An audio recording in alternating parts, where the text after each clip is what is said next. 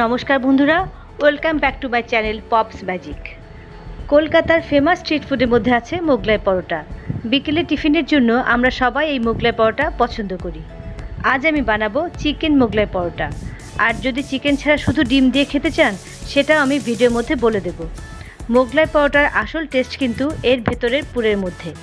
আপনারা সবাই হয়তো কম বেশি মোগলাই পরোটা খেয়েছেন, কিন্তু কী মশলা দিয়ে ভেতরে পুরটা বানানো হয় তা হয়তো অনেকেই পারফেক্টভাবে জানেন না।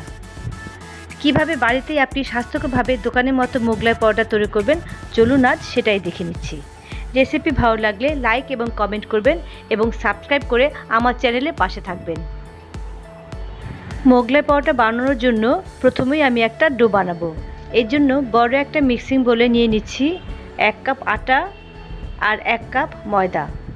আপনারা শুধু আটা বা শুধু ময়দা দিয়েও করতে পারেন। এবার এতে দিচ্ছি 1.5 চা চামচ চিনি এবং 1/2 চা চামচ নুন। শুকনো উপকরণগুলো আমি আলতো হাতে একবার মিশিয়ে নিচ্ছি। দিচ্ছি 4-5 চা চামচ সাদা তেল। এখন হাতের তালুতে জোর দিয়ে ঘষে ঘষে এভাবে ময়দাটাকে আমি ময়ান দেব। মচমচে পরোটা খেতে চাইলে কিন্তু ময়ানটা অবশ্যই ভালোভাবে দিতে হবে, সুতরাং একটু সময় নিয়ে কাজটা করতে হবে। দেখতে পাচ্ছেন ময়দাটা কিন্তু এখন অনেকটা ঝুরঝুরে হয়ে গেছে।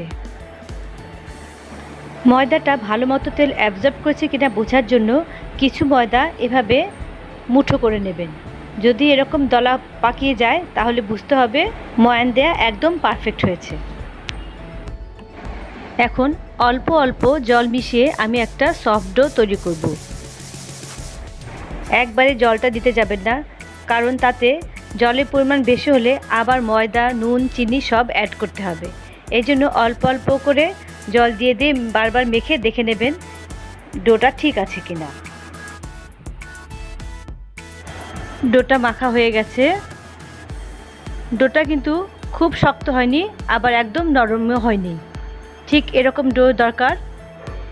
এবার এর উপর দিয়ে আমি অল্প তেল ব্রাশ করে দিচ্ছি যাতে ডোটা সফট থাকে।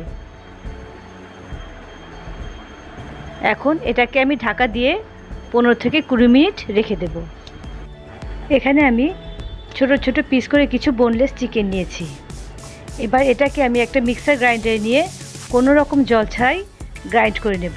আপনারা চাইলে চিকেন কিমাও ব্যবহার করতে পারেন। চিকেনটা পেস্ট করা হয়ে গেছে। এবার এতে দিচ্ছি 1/2 চা চামচ আদা বাটা, 1/2 চা চামচ রসুন বাটা, 1/2 চা চামচ জিরের গুঁড়ো, 1/4 চা চামচ চাট মশলা পাউডার, 1/2 চা চামচ শুকনো লাল লঙ্কার গুঁড়ো আর 3-4 চা চামচ টক দই। টক দই না থাকলে আপনারা একটু ভিনেগার মেশাবেন। এবার সব কিছু ভালো করে আমি মিশিয়ে নিচ্ছি।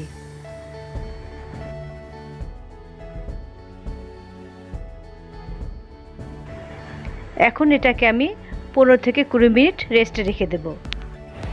15-20 মিনিট হয়ে গেছে। গ্যাসে একটা কড়াই বসিয়ে আমি 2 চা চামচ সাদা তেল গরম করে নিচ্ছি। তেল গরম হয়ে গেলে আমি চিকেন পেস্টটা দিয়ে দিলাম। ভালো করে এবার আমি তেলের সাথে এটাকে একটু কষিয়ে নেব। গ্যাসের ফ্লেমটা এই সময় আমি মিডিয়াম টু লোতে রাখব। দিচ্ছি স্বাদ মতো হলুদ, খুব সামান্য হলুদ দেব। ভালো করে হলুদের সাথে মাংসটা আমি মিশিয়ে দিচ্ছি। এখন গ্যাসের ফ্লেম লো করে ঢাকা দিয়ে রাখব এবং কিমাটাকে সেদ্ধ হওয়া পর্যন্ত অপেক্ষা করব। কিছুক্ষণ পর আমি ঢাকনাটা তুলে নিলাম। চিকেন কিমাটা কিন্তু সুন্দর সেদ্ধ হয়ে গেছে। চিকেন ম্যারিনেশনের সময় আমি কোনো নুন দিইনি, তাই দিয়ে দিচ্ছি স্বাদ মতো নুন আর 1/4 চা চামচ গরম মশলার গুঁড়ো। এবার সব কিছু আবারও ভালো মতো আমি মিশিয়ে দিচ্ছি। চিকেন কিমা একদম তৈরি হয়ে গেছে। এখন আমি গ্যাসের ফ্লেম অফ করে দিচ্ছি। এখন আমি মোগলাই পরোটার পুরটা রেডি করব। মোগলাই পরোটার আসল টেস্ট কিন্তু এই পুরের মধ্যে। এই জন্য একটা মিডিয়াম সাইজের মিক্সিং বোল নিয়ে তাতে দিয়ে দিচ্ছি 3টে ডিম, দিচ্ছি 3টে পেঁয়াজ কুচি,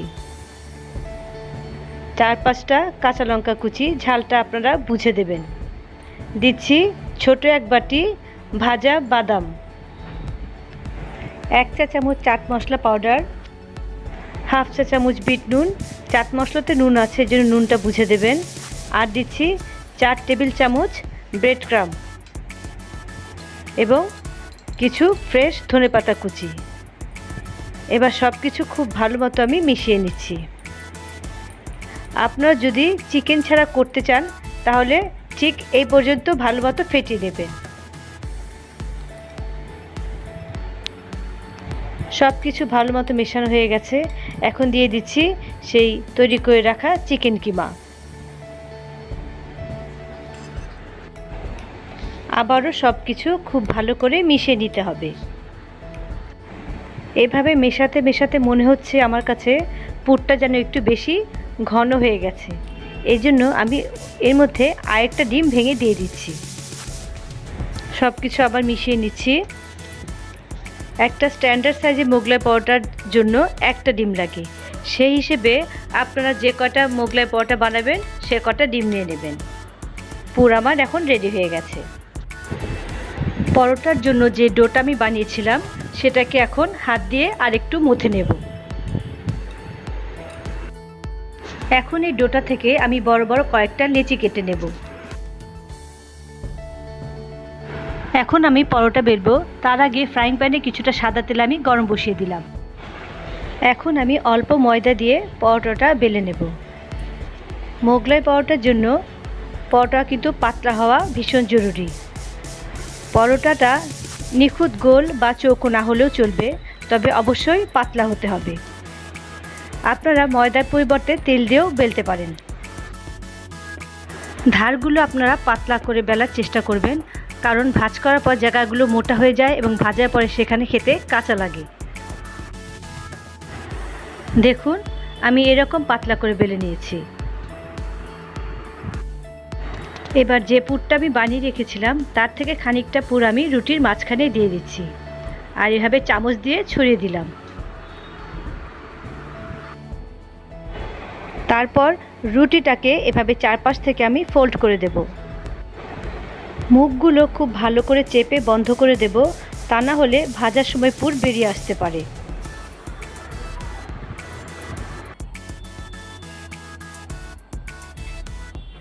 তেল গরম হয়ে গেছে, এবার আস্তে করে পরোটাটা ছেড়ে দিলাম। গ্যাসের ফ্লেম মিডিয়াম রেখে পরোটাটা ভাজতে হবে। নিচের দিকটা হয়ে গেছে, এখন আমি উল্টে দিচ্ছি। এভাবে উল্টে পাল্টে লাল করে আমি ভেজে তুলে নিচ্ছি।